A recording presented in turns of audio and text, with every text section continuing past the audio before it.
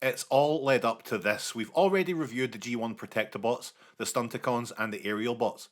The only missing ingredient in this special team stew is what we're looking at today, the Combaticons. And here they are, standing to attention, kinda, and ready for your inspection.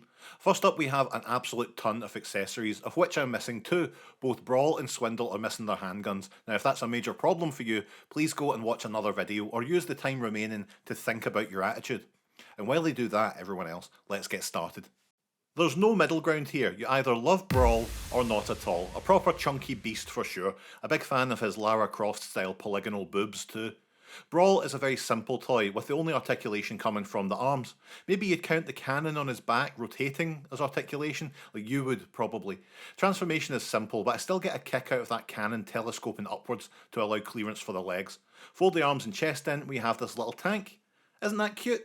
Pretty much all the detail from the robot sticks around, so there isn't really a ton more to say. Besides plugging in this massive dual cannon setup on the back, it feels like overkill, which is exactly what Brawl's all about, so top marks. Next up is fan favourite Swindle, and to be honest, mine has seen better days. Every single joint on this boy wants to flop over and die, and while that is relatable, it doesn't make for a good experience. I can't get him standing up, which is a shame because this is a fun toy, and I do really like the deco. The stickers look great. I love his wee spaghetti arms. Now, transforming Swindle is even simpler than Brawl. Just fold in the legs, pull the canopy over, and you're pretty much done. What a cool wee Jeep. I like the folding out windshield, and you can pop his cannon on the top too. I don't want the condition of this lad to detract from what a fun toy he can be, but it has, so there. Blastoff is up next, a very strange colour scheme here, because it shouldn't work, but that combo of black, purple and brown with a hint of lilac, I love it. Easily my favourite of the Combaticon colour schemes. You can plug in his accessories in robot mode, which is wonderful, giving him a set of ankle lasers, and he's also got this rather vicious looking handgun. Push his legs up and fold the arms up like he's going to do a high dive, and you're most of the way towards this space shuttle mode. And look at that, isn't that really nicely realised? That lilac windshield, lovely.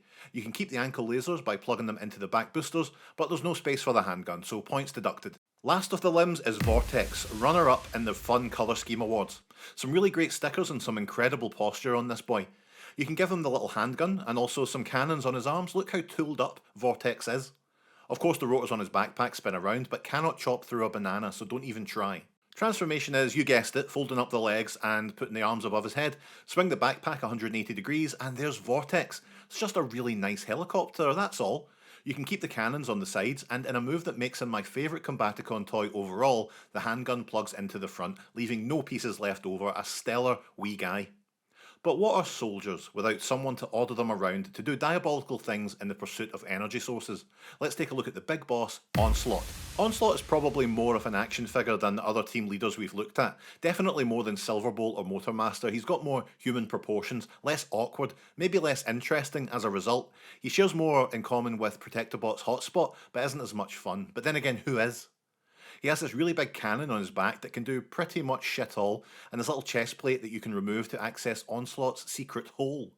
Transformation is, look, you're pushing up the legs and you're folding them out, putting the arms over the head, okay? Why are you always asking about the transformation? They're all the same. I do like his big missile trailer mode. It's very long, isn't it? Ooh, and that is about it, really. Or is it? Like the other commanders, Onslaught has a third battle station mode. You add this little ramp in, and yeah, you can roll someone up there to get blasted by the missile launcher. Is that what you're supposed to do? It's something. So there's all the Combaticons standing together, eh? That's nice, isn't it? If you want to hear me talk about each of the individual robots, rewind the video to the appropriate part where I do that. Now it's time to use all the other pieces of crud so we can combine the Combaticons into Bruticus. It's the usual affair. Onslaught becomes the body, so slap on his helmet and plug the body shield into his secret hole. Get the feet and fists into their respective robots and plug them in for one big brute of a boy, Bruticus. I do like the combined mode. It's got a beefy, almost oafish quality to it. Like the other combiners, it doesn't really do much when you're in this mode. You can move the arms up and down, but at their age I wouldn't recommend it. With the other three combiners, it does feel nice to have this group together at last. It's been a journey, hasn't it? I'm the first person to ever bring these four together, did you know that? I wouldn't say the Combaticons are my least favourite team, because that's the aerial bots, but they probably have the least interesting combined form, and that's not just my opinion, that's fact, everyone. So now, of course, we can get these commanders into their respective battle modes, combine them with Metroplex, creating what some might call Scramble City. Not me, I'm not saying that. Each commander clips in and gives each of their wee pals something to do, and it's something to look at, isn't it? It's something to fill the time. A momentary diversion on the road to the grave, as some may put it. I do like it, but it's always fleeting, this feeling. Soon they'll be broken up and I'll recombine them, like the creator of the Transformers, Stan Lee, would have wanted.